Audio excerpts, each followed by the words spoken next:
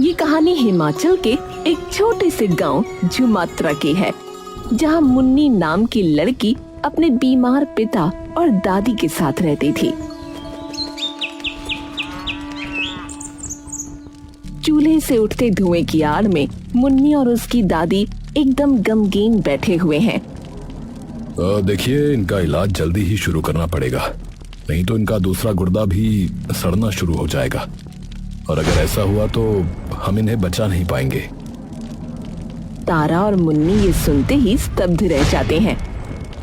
हम कैसे करेंगे सब? देखिए, वो मैं नहीं जानता, पर जितना जल्दी हो सके इन्हें उतनी जल्दी अस्पताल में भर्ती कराना होगा। तारा जमीन पर बैठकर अपना सर पकड़ लेती है। मुन्नी धीरे से तारा के कंधे पर हाथ रखती है। चिंता मत करो दादी, कुछ न कुछ जरूर हो जाएगा। अरे कैसे होगा? सर्दियां वैसे ही शुरू हो गई हैं, तो ज्यादा काम ना मिलेगा कहीं, और तू बच्ची है, मैं बेबस बुढ़िया, तो बता हमें इस भरे जाड़े में कौन ही काम देगा? और थोड़े दिनों में तो बर्फीला तूफान भी आने वाला है। हाँ, और वो आया तो कहीं जाने का रास्ता ना बचेगा। 1 महीना, और इतना वक्त हमारे पास नहीं है। तभी मुन्नी के दिमाग में एक तरकीब आती है। दादी, क्यों ना पापा को किसी सरकारी अस्पताल में भर्ती करा दे?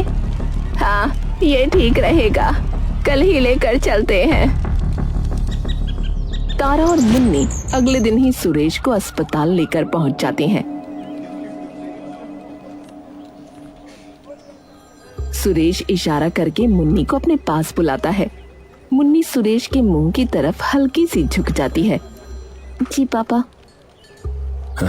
यहाँ आने का कोई फायदा नहीं है बेटी, कोई फायदा नहीं है। पापा, एक बार पूछ के तो देख लेते हैं। अरे मैं कह रहा हूँ ना, वापस चलो बेटिया। अच्छा ठीक है, एक बार डॉक्टर से बात कर लें, फिर चले जाएंगे बस। हे राम, इतनी लंबी लाइन है। मुन्नी अस्पताल के चारों ओर नजर घुमाती है। पूरे अस्पताल में कोई जमीन पर बैठकर खाना खा रहा है, तो कोई पिछली कई रातों से वहीं सो रहा है। दादी, ये लोग ऐसे क्यों बैठे हैं? बेटा, देश में गरीबी की कमी थोड़े ही है। जिनके पास एक धेला नहीं है, वो तो बेचारे अपने स्वास्थ्य के लिए यहीं आएंगे ना। तो ये लोग तो सो रहे हैं। हाँ, तो कई दिन हो गए होंगे इन्हें, इनका नंबर आने में टाइम लग गया होगा। ये सुनते ही वो एकदम से घबरा गई। सिर्फ डॉक्टर से दिखाने में इतना इंतजार करना पड़ रहा है, तो भर्ती करने में कितना वक्त लग जाएगा? क्या हुआ? मुन्नी एकदम से अपने ख्यालों से बाहर आई। अब नहीं, कुछ नहीं। सुबह से शाम हो गई, लेकिन मुन्नी और तारा भूखे प्यासे अभी भी वहीं खड़े थे। काफी देर बाद राह देखने के जब उनका नंबर आया, तभी उनके सामने एक आदमी आया, जिसकी गोद में उसका 5-6 साल का बेटा था। वो बिना कुछ कहे सीधा अंदर घुस गया। अरे ये क्या बदतमीजी है, हमारा नंबर था। तभी गेट पे खड़ा चौकीदार उन पर हंसने लगा। अरे बेटा, नंबर चाहे किसी का हो, उससे कोई फर्क नहीं पड़ता। ये जो गया है ना, ये इस अस्पताल के सीएमओ का भतीजा है, तो उसे क्या जरूरत पड़ी है तुम्हारी तरह लाइन में खड़े रहने की? है पर ये तो गलत बात है ना।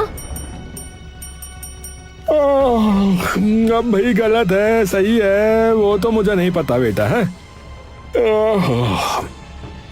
मुन्नी परेशान होकर अपनी दादी की तरफ देखती है। अब क्या ही कर सकते हैं बेटे। कुछ देर इंतजार करने के बाद आखिरकार मुन्नी और तारा का नंबर जब आया, तभी उनके सामने चौकीदार आ खड़ा हुआ। अरे अब चलो, अब कल देखेंगे डॉक्टर साहब, 5 बज गए हैं, उनके जाने का वक्त हो गया है, चलो। अरे पर ये क्या बात हुई, हम सुबह से लाइन में खड़े हैं। अरे तो मैं क्या करूं, उन्हें यहीं रोक लूं क्या? 5 बजे जाते हैं वो। अरे मुझे बस अपने पापा का इलाज करवाना है। अच्छा, भर्ती कराने आए हो क्या? हैं? भूल जाओ, भूल। हाँ, अगले महीने तक तो नंबर आने का कोई मौका ही नहीं है। सारे बेड बुक पड़े हैं, सब फुल है। इन्हें देख रही हो? ये जो जमीन पर लेटे हुए, ये पिछले जो है ना 2 हफ्तों से यहीं पर है। अब बोलो। हे राम, अगले महीने तक तो पूरा गांव बर्फ में ढक जाएगा। इतना वक्त नहीं है दादी हमारे पास। मुन्नी व्हील चेयर पर बैठे अपने मजबूर बाप की ओर देखती है, जिसकी गर्दन कमजोरी और मायूसी से झुकी हुई थी। अब क्या करें दादी? फिलहाल तो घर ही चल बेटा, और क्या ही कर सकते हैं। तारा अपने झोले में से एक चादर निकालती है। मुन्नी, ये ले, इसे ओढ़ा दे, ठंड हो रही है। मुन्नी वो चादर अपने पिता को ओढ़ा देती है। मुन्नी। हाँ बापू। मुझे तुझसे कुछ बात करनी है बेटी। क्या?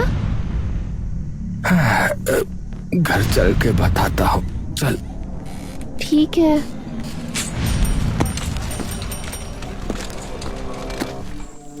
अरे भाई, बस कुछ ही दिनों में जो है ना वो बर्फीला तूफान आने वाला है। पूरा गांव जम जाएगा फिर तो।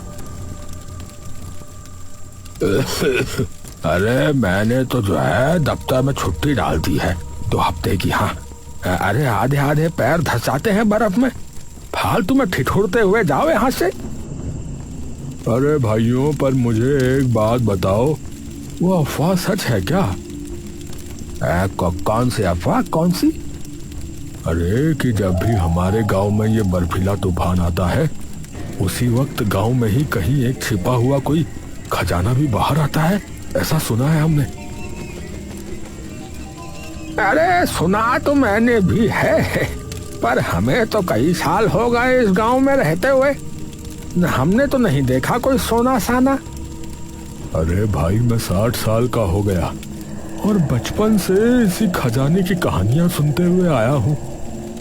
अरे सुनी तो हमने भी है, पर मुझे तो फालतू की अफवाह लगती है ये।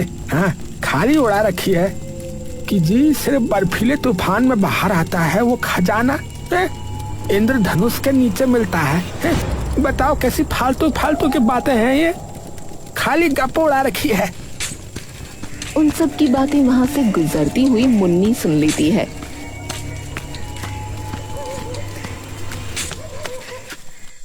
तारा चूल्हे पे खाना बना रही होती है कि तभी मुन्नी उसके पास आकर बैठ जाती है। दादी, दादी, जब हम लोग आ रहे थे ना, तो आपने उन बूढ़ों की बात सुनी थी? अरे रात बेरात पी के बैठ जाते हैं, बातें मारने के अलावा और आता ही क्या है इन्हें। अरे आप वो छोड़ो, पर ये सच है क्या कि गांव में कोई खजाना है जो सिर्फ बर्फीले तूफान के वक्त बाहर आता है? अब पता नहीं बेटा, गांव में तो 100 बातें होती रहती हैं। अरे पर वो कह रहे थे कि वो तो काफी साल पहले से ही सुनते आ रहे हैं। सुना तो मैंने भी है, पर कोई कहता है कि वहाँ कोई जिन्न रहता है, कोई कहता है वहाँ हीरे जवाहरात हैं, पर सच पता नहीं क्या ही है। तो वो सिर्फ बर्फीले तूफान के आने पर बाहर आता है? अरे बाहर नहीं आता, मतलब वैसे तो मुझे भी नहीं पता कि क्या होता है, पर जितना मैंने सुना है, जब बर्फीला तूफान आता है तो जहाँ वो खजाना है उस जगह का दरवाजा खुल जाता है। दरवाजा? हाँ, कोई कहता है कि गांव की सबसे ऊंची पहाड़ी पे है वो खजाना, तो कोई कहता है पानी के नीचे। अच्छा, पता नहीं बेटा, सारी सुनी सुनाई बातें हैं गांव वालों की। तो ये बात छोड़, अपने पापा की रोटी डाल दे एक थाली में। ठीक है। मुन्नी उठकर सुरेश का खाना लेकर उसके पास जाती है। बापू। सुरेश एकदम से आंखें खोलता है। हाँ बेटी बोल। खाना खा लो। हाँ मुन्नी। सुन बेटी, जरा बात करनी है तुझसे, सुन। मुन्नी चुपचाप सुरेश के बगल में बैठ जाती है। हाँ बेटी, मेरी बात जो है ना वो ध्यान से सुनियो। अब क्या हुआ है बापू? बेटा देख, अब तो कहीं ना कहीं तुझे भी पता है और मुझे भी कि मैं ज्यादा दिन का हूं नहीं अब। बापू ऐसी बातें क्यों कर रहे हो आप?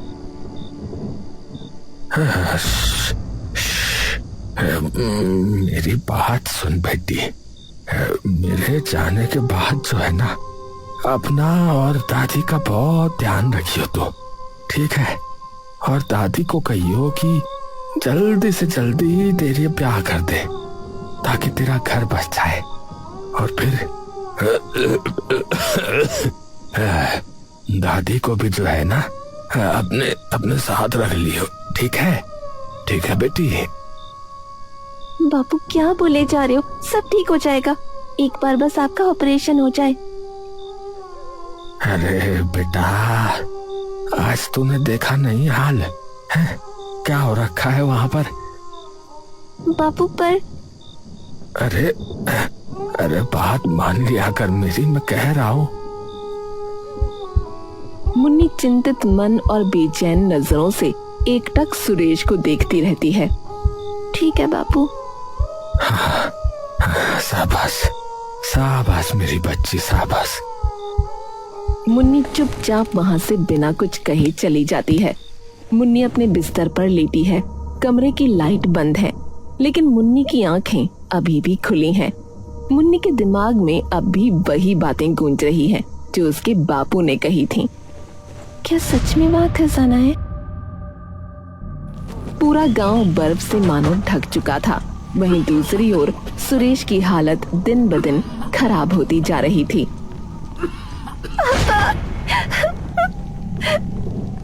हे भगवान, इस तूफान में तो अब कोई डॉक्टर भी नहीं आने वाला।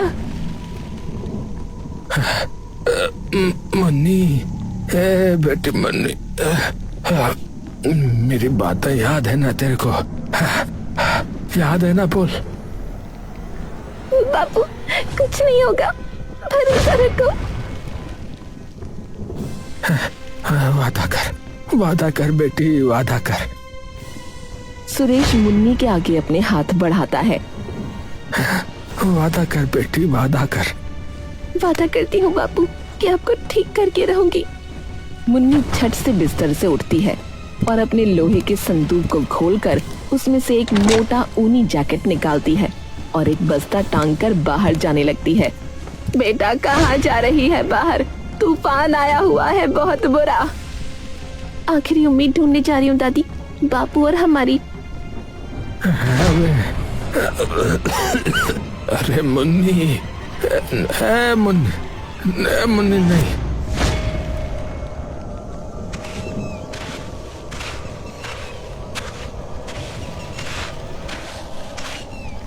मुन्नी नजरें इधर उधर घुमाती है। दादी कह रही थी गांव की सबसे ऊंची पहाड़ी पर है, वहीं चलती हूँ। मुन्नी अपनी दाईं ओर देखती है। तूफान में कुछ भी नहीं दिख पा रहा है, तो इसी दिशा में आगे बढ़ने के अलावा और कोई चारा नहीं है। तूफान अब धीरे धीरे और बढ़ने लगा था और उसके पैर बर्फ में धंसते जा रहे थे कि तभी उसे कई लोगों के चिल्लाने की आवाजें आने लगीं। अरे बचाओ, अरे बचाओ हमें, बचाओ हमें, बचाओ, बचाओ, कोई तो बचाओ। ये आवाजें कहाँ से आ रही हैं? अरे बचाओ हमें। मुन्नी धीरे धीरे उन आवाजों की तरफ बर्फ की मोटी परतें चीरते हुए आगे बढ़ने लगी और तभी मुन्नी देखती है कि दूर एक पहाड़ी पर कुछ चमक रहा है। ये क्या चमक रहा है? अरे बचाओ हमें, अरे तूफान आ गया, अरे बचाओ भाई, अरे भागो, बचाओ, बचाओ, कोई तो बचाओ। आवाज धीरे धीरे और तेज होने लगी और मुन्नी भी तेजी से उस चमकती रोशनी की तरफ बढ़ने लगी। मुन्नी के होंठ पूरी तरह से थरथरा रहे थे। उस पहाड़ी पर रखा हर कदम मानो उसके शरीर से आधी जान खींच रहा था। बस कुछ और कदम दूर, थोड़ा और। मुन्नी उस रोशनी के करीब पहुंचने ही वाली थी कि तभी उसका पैर फिसल गया। अब क्या करूं? मुन्नी अपने पैरों को बर्फ में फंसाने की कोशिश करती है, लेकिन हर बार उसके पैर फिसलकर फिर से बाहर आ जाते हैं। मेरे हाथ सुन पड़ रहे हैं अब। तभी 2 हाथ आते हैं और उसे एक ही झटके में ऊपर खींच लेते हैं। मुन्नी डर कर अपनी आंखें बंद कर लेती है, लेकिन जैसे ही वो अपनी आंखें खोलती है तो देखती है कि उसके सामने धूप खिली हुई है और उसके सामने एक बड़ा सा मंदिर है। यही है। मुन्नी पीछे देखती है तो उसे सिर्फ कोहरा दिखाई देता है और बर्फीले तूफान की आवाजें सुनाई देती हैं।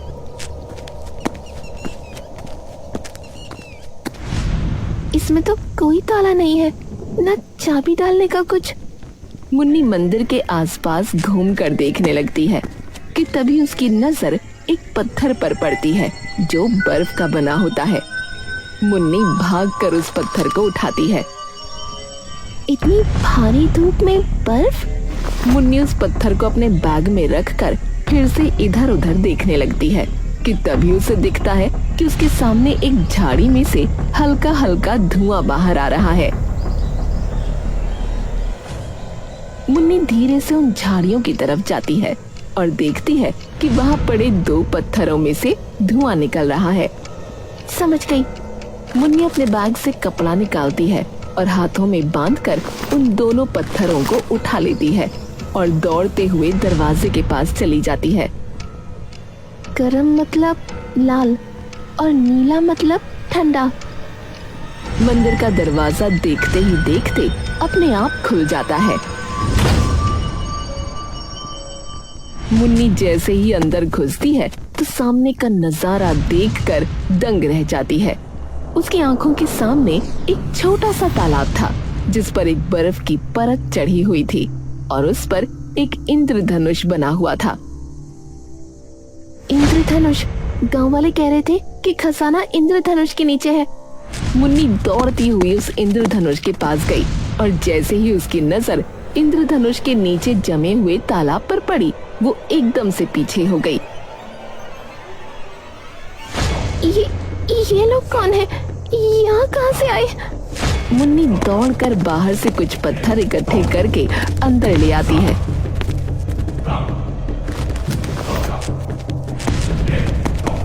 और एक एक करके उन पत्थरों को खिड़की पर मारकर उस पर जमी बर्फ को तोड़ देती है।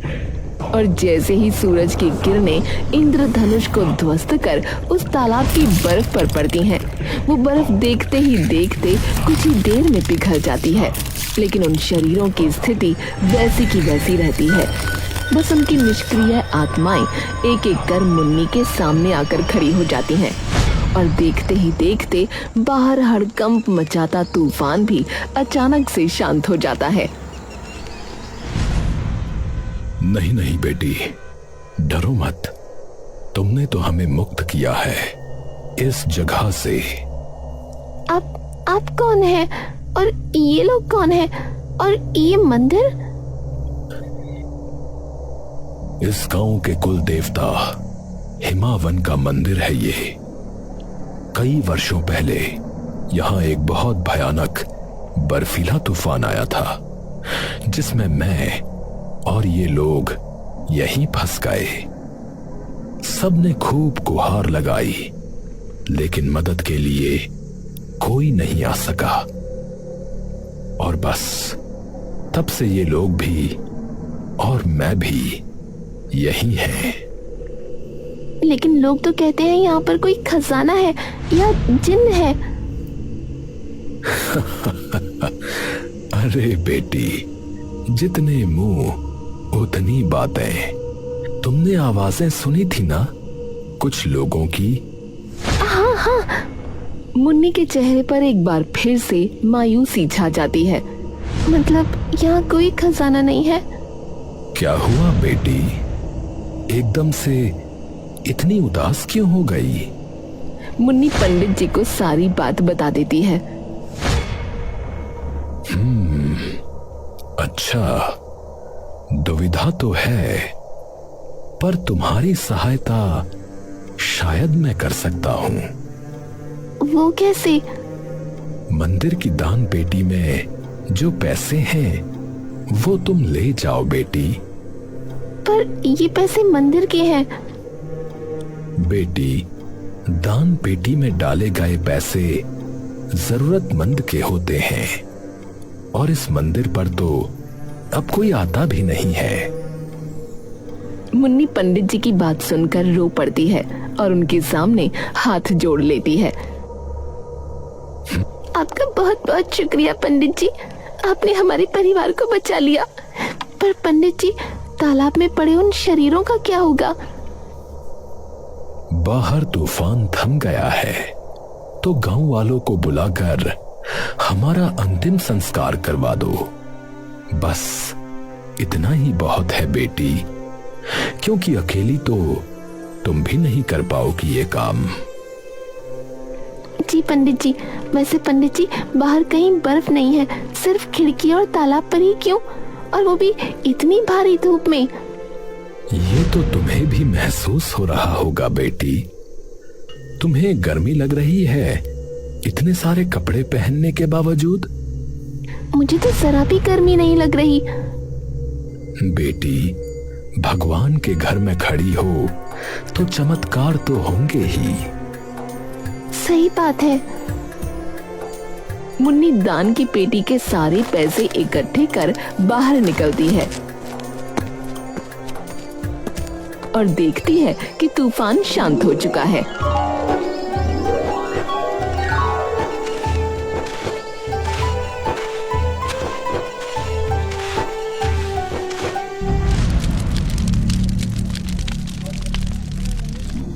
मुन्नी अगले दिन अपने पिता को अस्पताल में भर्ती करा देती है। अरे अपनी माँ ही जैसी है ये, एकदम जिद्दी। हाँ तो मैंने तो कहा ही था कि आपको ठीक कर दूंगी। सुरेश हंसने लगता है। मेरे साथ तूने उन लोगों को भी बचाया, उन्हें मुक्ति दिलाकर। सिर्फ कोमल दिल की ही नहीं, बल्कि दिलेर भी है तू, मेरी छोटी शेरनी कहीं की। चल अब।